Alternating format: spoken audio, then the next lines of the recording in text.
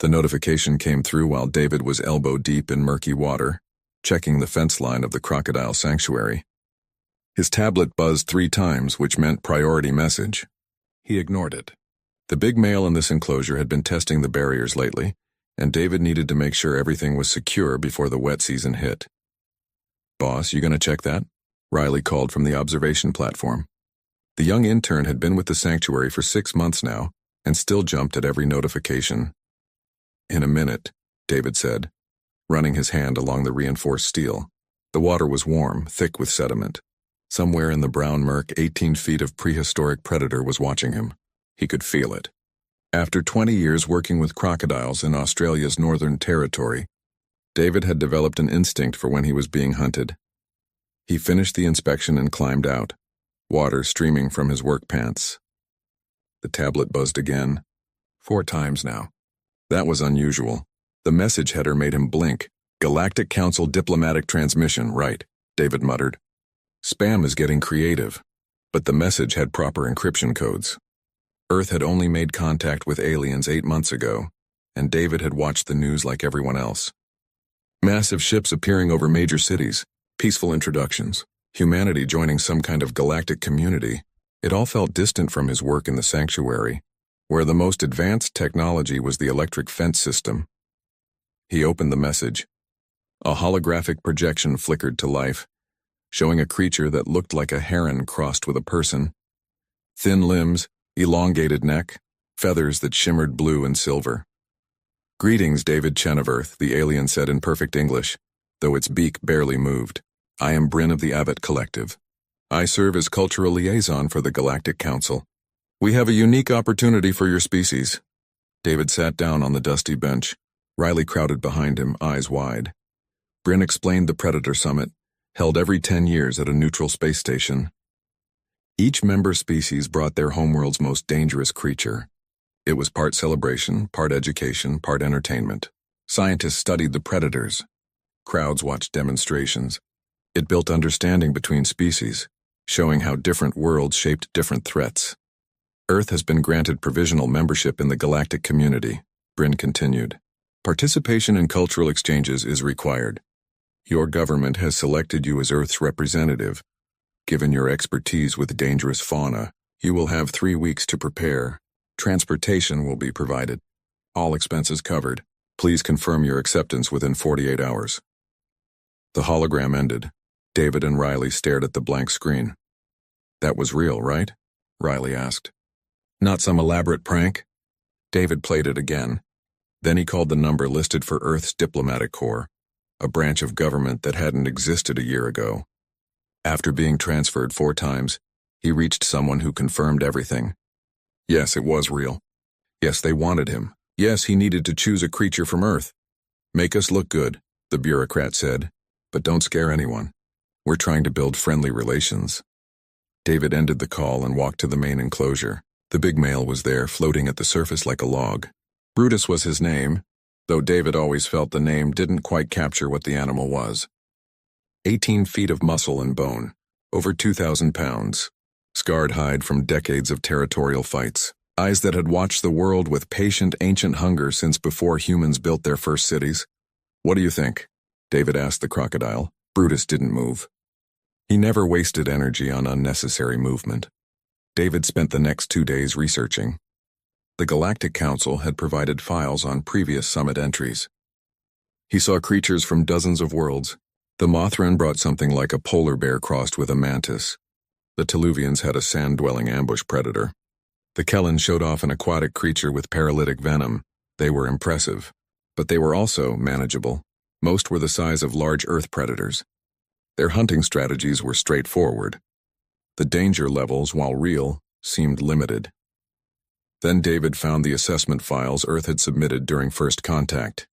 Humanity had uploaded massive databases about their planet, trying to prove they were civilized and peaceful. The aliens had reviewed it all. Their notes were fascinating. Earth fauna diverse but provincial. Predators show standard evolutionary adaptations. Threat level moderate. Most dangerous species, large cats, bears, comparable to mid-tier predators on 17 other worlds. David read it twice. They thought Earth was safe.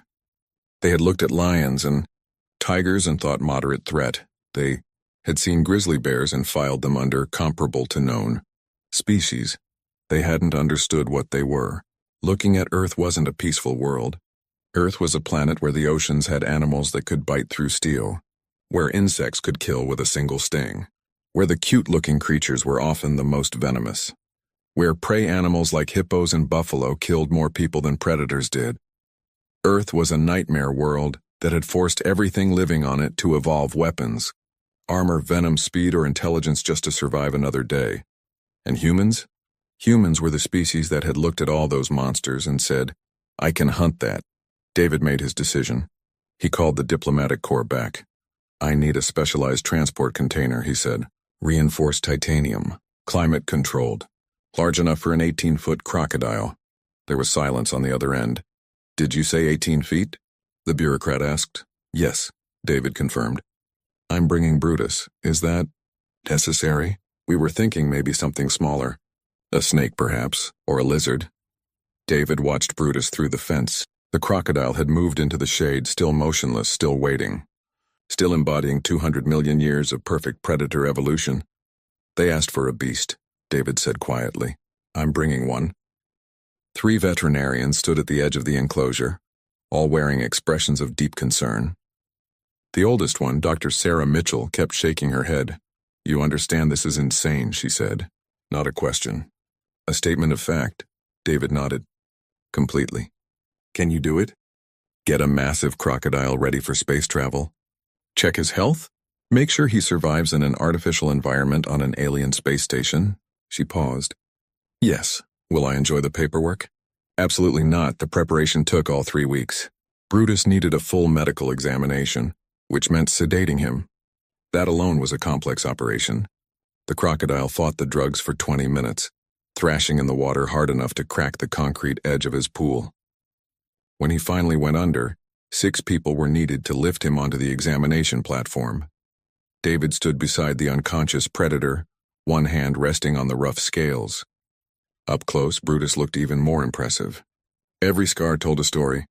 The missing teeth had been replaced by new ones, part of the continuous replacement system that meant crocodiles never ran out of weapons.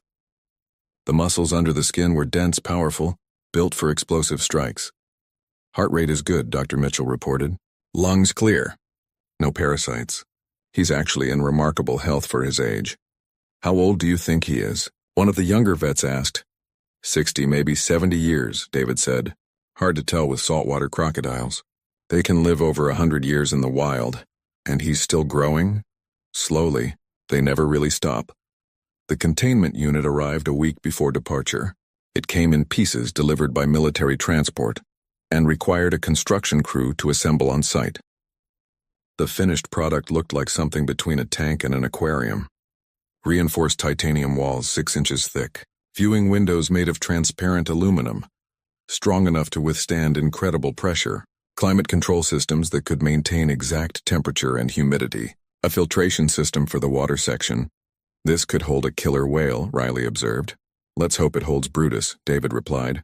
They practiced loading procedures. Brutus would need to be guided into the transport unit without sedation if possible. Sedating him twice in a month was risky, and David didn't want to start the summit with a groggy, irritable crocodile. That would be dangerous for everyone. Ambassador Patricia Hall visited 4 days before launch. She arrived in an expensive suit that immediately looked out of place in the muddy sanctuary. She stood as far from the enclosures as possible. "Mr. Chen," she said formally, "I wanted to discuss your choice of creature." "Brutus." "Yes, Brutus." She glanced at the containment unit. "The Council is concerned that this might send the wrong message. Earth is trying to establish itself as a peaceful, cooperative member of the galactic community. Bringing an aggressive predator might contradict that image." David had expected this conversation. "Ambassador, they specifically asked for our most dangerous beast. That's the whole point of the summit. If we bring something small and harmless, we look weak or dishonest. But surely we have options that are dangerous but less threatening in appearance." "Like what?" She consulted her tablet. "A rattlesnake? A black widow spider? Even a shark would be more palatable. A rattlesnake warns before it strikes. A black widow is tiny. A great white shark needs ocean space we can't provide in transport." David pointed at Brutus's enclosure. That is an apex predator that has survived unchanged for 200 million years. It's patient, intelligent, and efficient. When it hunts, prey doesn't get a warning. It's there 1 second and gone the next. That's what makes it terrifying. That's what makes it honest. Ambassador Hall was quiet for a long moment. You really think this is the right move? I think lying about what Earth is would be a mistake. They've seen our databases. They think we're soft because we have cities and art and diplomacy. But we built all that on a planet that tried to kill us every single day. We survived by being tougher than everything else. Brutus represents that truth. She left without giving approval, but she didn't stop him either. The day of departure arrived. Moving Brutus into the containment unit took 4 hours. David used food to lure him, carefully positioning chunks of meat to create a trail. Brutus moved slowly, suspiciously, testing every surface. When he finally entered the unit, David sealed it quickly. Through the viewing window, Brutus explored his temporary home. The unit had both a water section and a dry platform. Temperature was set to match his preferred range. Lighting mimicked the Australian sun. It wasn't perfect, but it was the best they could do. The transport ship arrived at a military airfield. It wasn't what David expected. Instead of a massive vessel, it was sleek and relatively small, about the size of a large cargo plane. The pilot was human, a woman named Rodriguez who had been trained by alien instructors over the past 6 months. First time flying to a space station, she said cheerfully. No pressure. The containment unit was loaded into the cargo bay.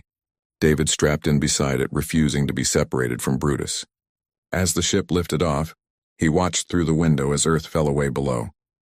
The sanctuary became a tiny dot, then disappeared into the green landscape of northern Australia. Space was quieter than David expected. The ship hummed, but there was no roar of engines, no violent shaking. Just smooth acceleration and then the stars appearing around them as they left the atmosphere. Waypoint 7, here we come, Rodriguez announced. ETA 18 hours. Try to get some rest. David couldn't rest. He kept checking on Brutus through the viewing window. The crocodile had settled on the platform, eyes half closed but still aware. Still watching. Still being exactly what he was, a perfect predator with nothing to prove and everything to show. Somewhere ahead, aliens were gathering at the summit. They were expecting something manageable from Earth, something that would confirm their assessment that humanity came from a safe, simple world. David smiled in the darkness of the cargo bay. They were in for a surprise. Waypoint 7 looked like a wheel floating in the black. David pressed his face against the viewing port as the station grew larger. Lights sparkled across its surface and ships of various designs docked at ports around the rim. Some were organic-looking, grown rather than built. Others were geometric and precise. A few defied any logic David understood, their shapes seeming to shift as he watched. Impressive, right? Rodriguez said from the pilot seat. 500 species call this station home. Another 1,000 visit regularly. You're about to meet more aliens in one day than most humans will see in their lifetime. They docked smoothly. The airlock cycled, and David felt the slight change in air pressure as Waypoint 7's atmosphere mixed with the ship's. It smelled different. Cleaner, maybe, with a hint of something floral. 2 station workers met them at the cargo bay, both wearing environmental suits. Through the helmets, David could see they weren't human. One had too many eyes. The other had skin that glowed faintly blue. Delegate Chen, the glowing one asked. Voice translated through a device on its suit. I am Porter Finn. This is Porter Sill. We will transport your entry to the holding area. They seemed professional but uninterested. Just another job. The containment unit was loaded onto a gravity sled, and they started through the station corridors. David had seen pictures of aliens, of course. Everyone on Earth had. But walking through a station filled with them was different. A creature that looked like a walking plant shuffled past. Something with too many legs skittered along the wall. A group of beings made entirely of what appeared to be crystal, chimed to each other in a language of musical tones. They reached the holding area, a massive space divided into sections for each species. David counted 23 containment zones, each modified to match different environments. One was completely frozen. Another burned with visible heat distortions. A third was filled with gas so thick he couldn't see inside. Earth section is here, Finn said, pointing to a relatively simple area with standard atmosphere and temperature controls. Your entry will be held until presentation time. Other delegates were present, checking on their own creatures. A tall reptilian being stood near a large enclosure watching something massive move inside. Another delegate, barely 3 feet tall and covered in fur, was hand-feeding something in its container. Brutus's unit was positioned between 2 others. David immediately checked the seals, the temperature, the water quality. Everything was stable. Through the viewing window, Brutus floated motionless, only his eyes and nostrils above the waterline. "Is that it?" someone asked in English. David turned to find Bryn, the avian alien who had sent the original invitation. "Your entry is a reptile?" "Saltwater crocodile," David confirmed. "Apex predator from Earth." Bryn tilted its head, a very bird-like gesture. "I see. It appears somewhat small compared to other entries." Before David could respond, a loud voice boomed across the holding area. "Attention all delegates.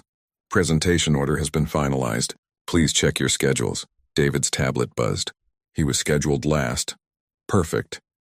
He could watch the others and see what Brutus was up against. The presentations began 2 hours later in the main arena. David had never seen anything like it. The arena floor was half a mile across with seating that rose up in steep tiers. Thousands of aliens filled the galleries, their voices creating a noise that sounded like wind and water and machinery all at once. The first entry was from the Kellen, Bryn's species. They presented a creature called a spine singer, something that looked like a floating mass of tentacles with bioluminescent patterns. In a water-filled arena, it demonstrated its hunting technique, paralyzing holographic prey with electrical pulses. The crowd appreciated it. Polite applause, interested chatter from the xenobiologists in the commentary box. "Score, 7.2, the announcer declared. Next came the Mothra ice stalker, a 6-legged predator covered in white fur. It moved through a frozen environment with pack coordination, working with 2 others of its kind to corner and bring down prey. Impressive teamwork. Score 7.8. David watched each presentation carefully. The creatures were dangerous, yes, but they were also predictable. The ice stalkers telegraphed their attacks. The spine singer was limited to water. Each predator had clear strengths and clear weaknesses. Then came the Drin entry, a pack hunter about the size of a wolf but with 6 legs and mandibles that could shear through metal. The creatures worked together with frightening intelligence, using tools and tactics that seemed almost military in nature. Score, 8.1. The crowd was excited now. This was the highest score so far. The Drin delegate, an insectoid being nearly 10 feet tall, accepted congratulations from others nearby. But the energy in the arena changed when the next entry was announced. From the Vrol Empire, Commander Salk presents the Razorback. The Vrol were a species David had read about. Reptilian, militaristic, proud. They had won the last 3 summits, and they clearly expected to win this one too. Commander Salk was massive, nearly 8 feet tall, covered in scales that looked like armor plating. He stood at the arena's edge with absolute confidence as his creature was released. The Razorback was a monster. 12 feet tall at the shoulder, covered in bony protrusions that gave it its name. It had 4 legs as thick as tree trunks and a head that was mostly jaw. When it roared, the sound shook the arena. The demonstration was brutal.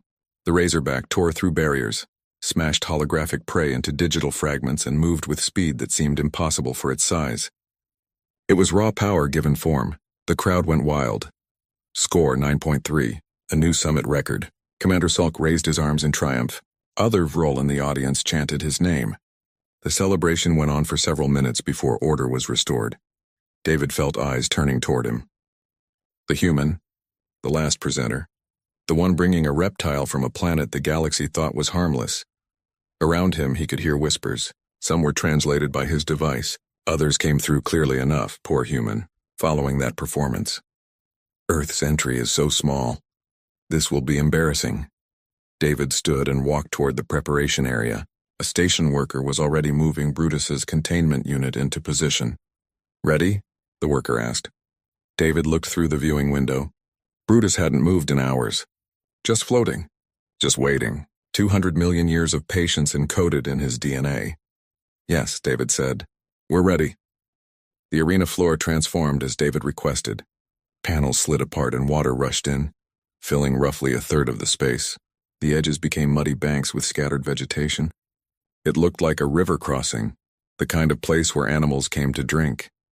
In the commentary box, one of the hosts spoke. An interesting choice by the human delegate. His entry appears to require aquatic conditions. This may indicate limited adaptability. Another commentator chimed in. We've reviewed Earth's databases. Crocodilians are ambush predators, semi-aquatic. They have remained evolutionarily stable for millions of years, which suggests limited environmental pressure. This is typically associated with lower-tier predator worlds. David heard every word through his translator. He said nothing, just stood at the arena's edge as workers positioned the containment unit. The crowd was restless. After the Razorbacks' performance, anything else seemed like a letdown. Delegate Chen, the announcer called. Please present your entry. David stepped forward. Thousands of eyes from dozens of species watched him. He felt very small and very human in that moment. Earth is classified as a moderate threat world, he began, his voice amplified across the arena. Our predators are considered comparable to mid-tier species. This assessment is based on data we provided during first contact. He paused, looking at the containment unit. That assessment is wrong. A ripple of interest moved through the crowd. Commander Salk, still basking in his victory, watched with barely concealed amusement. David activated the release mechanism. Hydraulics hissed. The containment panels began to slide open. Earth is not a safe world, David continued. It's a planet where the ocean has animals that weigh 200 tons, where insects carry enough venom to kill with a single sting, where the weather itself can destroy cities. Everything that lives on Earth survives because it evolved to be dangerous. The panels opened fully. For a moment, nothing happened. Then Brutus emerged. He moved slowly, deliberately, each step calculated. His head came first, those ancient eyes scanning the new environment. Then his body, 18 feet of scarred hide and compact muscle. His tail dragged behind him, thick and powerful. The crowd went silent. Brutus was bigger than they expected. The viewing windows had hidden his true scale. Now in the open arena, every detail was visible. The scars from decades of territorial battles. The teeth visible even with his mouth closed. The claws that dug into the arena floor as he walked. But more than his size, it was something else that caught them. Something in the way he moved. Patient. Unhurried. Like he had all the time in the world. Biometric readings are coming in, one of the commentators said, voice uncertain now. Bite force estimates at... That can't be right. Rerunning the scan, Brutus reached the water's edge. He paused, testing the temperature with one foot. Then he slid in, disappearing beneath the surface so smoothly it barely created a ripple. The crowd leaned forward. Where did he go? Only his eyes and nostrils remained visible, positioned on top of his skull in a way that let him see and breathe while the rest of him stayed hidden. His scales matched the murky water perfectly. If you didn't know exactly where to look, you'd never see him. Holographic prey activated, the announcer said. A large quadruped appeared near the water's edge. It was programmed to act like a real animal, moving cautiously, testing the ground. It approached the water to drink. Brutus didn't move, didn't even twitch. Seconds passed. Then a minute. Is it broken? Someone in the crowd called out. Laughter followed. He's not broken, David said calmly. He's hunting. The holographic animal relaxed slightly, convinced the water was safe. It lowered its head to drink. Brutus exploded from the water. There was no warning. No preliminary movement. One moment he was invisible beneath the surface, and the next he was airborne, jaws open impossibly wide. He hit the hologram with over 2,000 pounds of force moving at 25 miles per hour. His jaws closed with a sound like a gunshot. The bite force sensors registered the impact. 3,700 pounds per square inch. The hologram's structural integrity rating was shattered instantly, but Brutus wasn't done. Still gripping the hologram, he rolled. His entire body twisted in a violent spiral, a technique evolved over millions of years to tear limbs from bodies and drown struggling prey. The hologram was ripped apart by forces that would have destroyed bone and muscle. The arena was dead silent. Brutus returned to the water, sliding back beneath the surface as if nothing had happened. Back to floating, back to waiting. What? The commentator started, then stopped. Analysis is showing. The strike success rate for this hunting method approaches 99% under optimal conditions. The prey had no defensive opportunity. Zero reaction time. David spoke into the silence. Saltwater crocodiles have survived for 200 million years virtually unchanged. They don't need to evolve because they're already perfect at what they do. They can go a year without eating. They can wait days for the right moment. And when they strike, it's over. He gestured to Brutus, still floating motionless in the water. This isn't the largest crocodile species on Earth. It's not our most venomous creature. It's not our fastest or our strongest, but it represents something important about my world. Earth doesn't produce creatures that are just dangerous. Earth produces creatures that are patient, intelligent, and efficient. More data was flooding the screens now. Bone density readings, muscle composition analysis, armor plating thickness. Every number that came back made the xenobiologists more agitated. Request additional testing, one of the judges called out. David nodded. Of course, they ran Brutus through different scenarios. Different terrain types, different prey behaviors, different environmental conditions. In every test that included water, Brutus was the perfect predator. On land, his explosive short-distance speed surprised everyone. His armor plating proved resistant to simulated attacks that would have wounded other creatures. But it was his patience that disturbed them most. In one scenario, he waited 47 minutes for holographic prey to enter his strike range. He didn't get bored. Didn't get distracted. Just waited, completely still until the moment was right. Then he struck and it was over in seconds. Commander Salk had stopped smiling.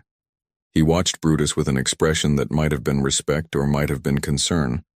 Bryn stood beside David, feathers puffed up in what might have been stress. You said Earth was classified wrong. Yes, David replied, watching Brutus settle back into his hunting position. How wrong? David thought about the great white sharks prowling Earth's oceans, the polar bears that could smell prey from miles away, the hippos that killed with casual violence, the Cape buffalo that held grudges, the box jellyfish whose sting caused agony beyond description. Very wrong, he said quietly. The announcer's voice rang out. Judges, please submit your scores for Earth's entry. The judges took longer than usual. David could see them through the transparent wall of their observation room, gesturing animatedly. One was pulling up files on multiple screens. Another seemed to be arguing with two others. The delay stretched from minutes to nearly an hour. The crowd grew restless. This had never happened before in Summit history. Finally, the head judge approached the announcement platform. His name was Krell, a massive quadruped whose species David didn't recognize. His armored hide was scarred from what looked like a lifetime of battles. There has been considerable debate, Krell said, his deep voice carrying easily across the arena. The traditional metrics we use for evaluation are proving insufficient for this entry. Murmurs spread through the crowd. The Razorback is a warrior, Krell continued. Powerful, aggressive, dominant through force. It scores exceptionally high in direct confrontation scenarios. However, the Earth entry represents a different category of threat entirely. He gestured toward the water where Brutus still floated, patient and eternal. This creature does not fight. It executes. Prey animals do not escape, because they do not realize they are being hunted until the moment of attack. The success rate is not simply high, it is effectively absolute within the creature's preferred environment. Commander Salk stood abruptly. This is ridiculous.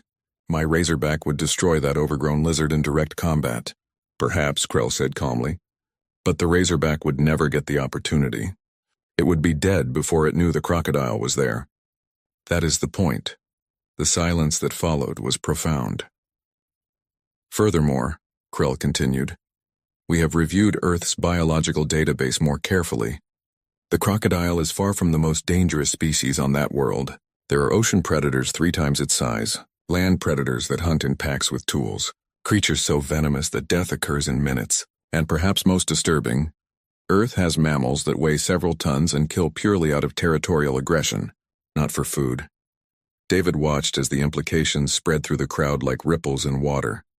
The score for Earth's entry, 9.7. The arena exploded. Some species cheered, others protested. Commander Salk was shouting something that the translators couldn't parse. His fellow Vrol tried to calm him down. David felt numb. 9.7. The highest score in Summit history. Bryn appeared at his elbow. You need to come with me now. They rushed through service corridors away from the chaos of the arena. Bryn's feathers were flattened against its body in clear distress. Do you understand what you've done? Won the summit? Revealed that humans come from a death world.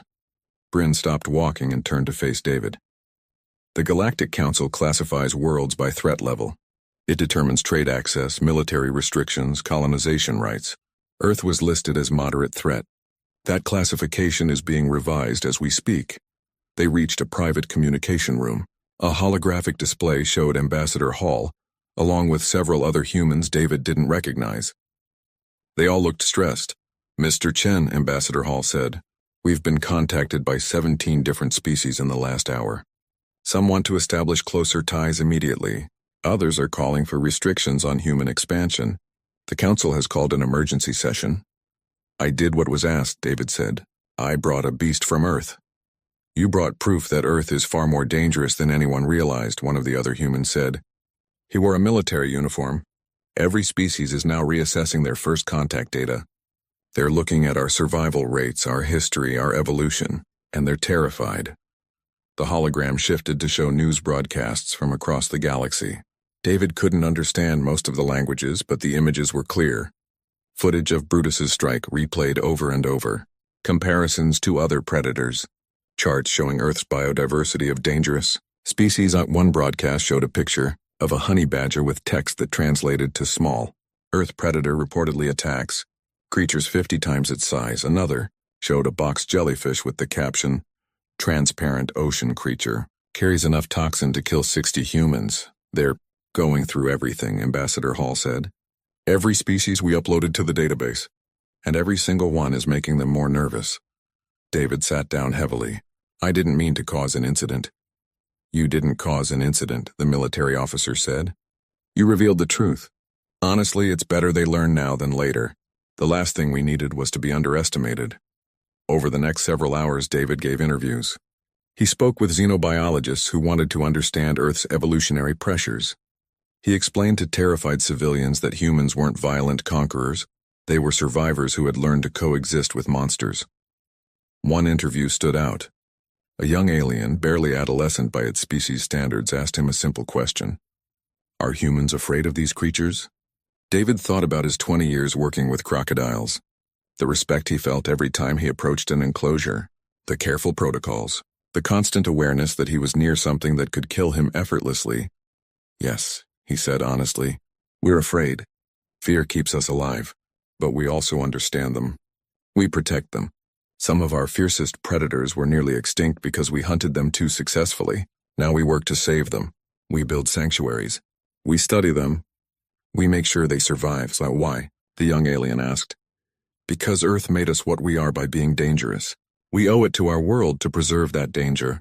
Without the predators, we never would have needed to become intelligent, to cooperate, to build tools. They made us human." The interview was broadcast across multiple networks. David didn't realize it at the time, but those words would shape how many species viewed humanity for years to come. When he finally made it back to the holding area, exhausted and overwhelmed, he found Brutus exactly where he'd left him, floating peacefully, eyes half closed, unbothered by the chaos he'd caused. David put his hand against the viewing window. "You did good, old friend. You showed them what Earth really is."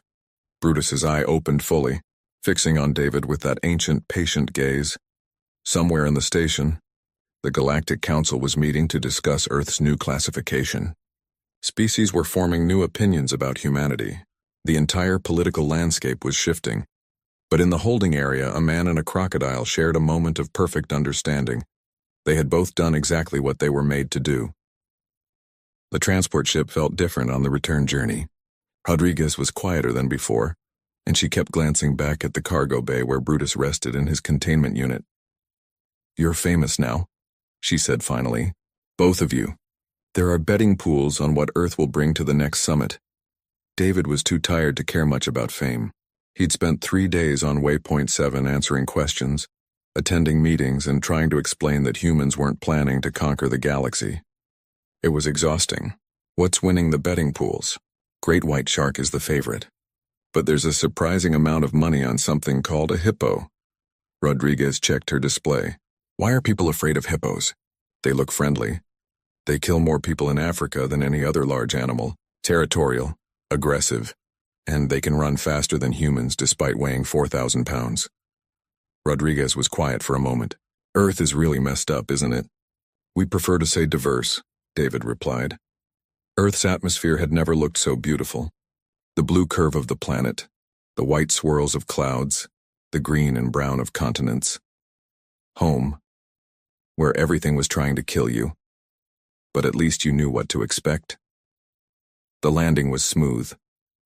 They touched down at the same military base they'd left from, but this time there was a crowd. News crews, government officials, and what looked like half the staff from the sanctuary. Riley was right at the front, jumping up and down and waving. David supervised as Brutus's containment unit was unloaded. The Crocodile had handled space travel better than expected. According to the monitoring systems, his stress levels had remained low throughout the entire journey. Mr. Chen, a reporter shoved a microphone toward him. How does it feel to be the man who changed humanity's place in the galaxy? Tired, David said honestly. Can I get Brutus home first? But the questions kept coming. What would Earth bring next time? Was he afraid of Brutus? Did he think humans could survive on other death worlds? The noise was overwhelming. Security finally cleared a path and they got Brutus loaded onto a transport truck. David rode in the back, one hand resting on the containment unit as they drove north toward the sanctuary. The news kept playing on every screen. Earth's classification had been officially changed from moderate threat to high threat. It was the fastest reclassification in Galactic Council history. The decision came with new protocols. Human expansion would be monitored more carefully. But it also came with new opportunities. Species that had dismissed Earth before were now eager to establish trade relationships. They respect us now, Ambassador Hall had told David before he left, because they understand we survived something they couldn't. The sanctuary looked exactly the same. Same dusty paths, same enclosures, same sounds of water and wildlife. David had traveled to a space station, met dozens of alien species, and changed humanity's destiny. But here, nothing had changed. Getting Brutus back into his regular enclosure was a careful process. They'd expanded it during David's absence, adding more water space and better environmental controls. When the containment unit opened, Brutus moved slowly back into familiar territory. He slid into the water, submerged completely, then surfaced near his favorite basking spot. The late afternoon sun caught his scales. He looked for all the world exactly like what he was, an ancient predator perfectly content, unchanged by his journey to the stars. Welcome home, buddy, David said quietly. Over the following weeks, life tried to return to normal, but normal had shifted. The sanctuary received funding it had never dreamed of. The government classified it as a cultural heritage site. Tourists came from around the world to see Brutus, the crocodile that had shocked the galaxy. Scientists requested visits, both human and alien. David found himself giving tours to xenobiologists who wanted to understand Earth's evolutionary pressures. They were fascinated and horrified in equal measure. One alien scientist, a gentle being named Tillin who had hosted the summit commentary, visited specifically to see Brutus. It stood at the observation platform for hours, just watching. I have studied predators from 200 worlds, Tillin said finally, but I have never seen patience like this. On my world, predators chase their prey. They compete through speed and endurance. But this creature, it simply waits for the world to bring food to it? That's exactly what he does, David confirmed. He can wait for days if necessary. Crocodiles have one of the slowest metabolisms of any large predator. And humans evolved alongside creatures like this? Humans evolved because of creatures like this. We had to be smart to survive. Tillin was quiet for a long moment. I understand now why the council was concerned. A species that survives a world like this must be formidable indeed. Messages came from across the galaxy. Other Death World species made contact, forming what they jokingly called the Survivors Club. Planets with extreme conditions, dangerous fauna, violent weather patterns. They shared information, compared notes, and found common ground in their harsh origins. Earth's full membership in the Galactic Council was approved unanimously. No more provisional status. Humanity was recognized as a Tier 2 species, with high potential for growth and contribution. The next Predator Summit was already being discussed, even though it was 10 years away. Speculation ran wild about what Earth would bring. David received hundreds of suggestions. Great white sharks, grizzly bears, Komodo dragons. Some people even suggested bringing a human and demonstrating persistence hunting. David ignored most of it. He had made his point. Earth was dangerous, yes, but it was also beautiful. The same harsh conditions that created Brutus also created incredible diversity, complex ecosystems, and ultimately humanity itself. On quiet evenings, David would sit at the observation platform and watch Brutus. The crocodile never acknowledged him specifically, but there was a comfort in the routine. David would talk about his day, about the aliens he'd met, about how strange it was that a reptile from northern Australia had become the most famous animal in human history. Brutus would float, patient and eternal, exactly as his ancestors had floated for 200 million years. 6 months after the summit, David received an official communication from the Galactic Council. They wanted to establish a research station on Earth, dedicated to studying Death World evolution. Scientists from across the galaxy would visit to learn how life adapted to such hostile conditions. Ambassador Hall asked for David's opinion. This could mean significant funding, scientific advancement, and cultural exchange.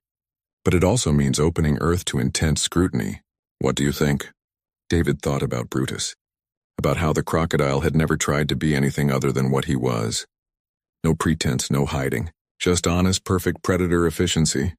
Let them come, David said. Let them see what Earth really is. We survive by facing our world honestly. We'll face the galaxy the same way. Years later, when humans began settling other worlds, they always brought careful documentation of Earth's species, not as warnings, but as reminders. Reminders of where they came from. Reminders of what shaped them. And on every human world there were sanctuaries. Places where Earth's creatures were protected and honored, because humanity understood something that other species were just learning. Monsters made them survive. But choosing to preserve and protect those monsters made them human. In his enclosure in northern Australia, Brutus floated in the water, unchanging and eternal. The crocodile that had traveled to the stars and shown the galaxy what Earth truly was. He had no idea he'd changed history. He was simply being exactly what 200 million years of evolution had made him, and that, in the end, was the point.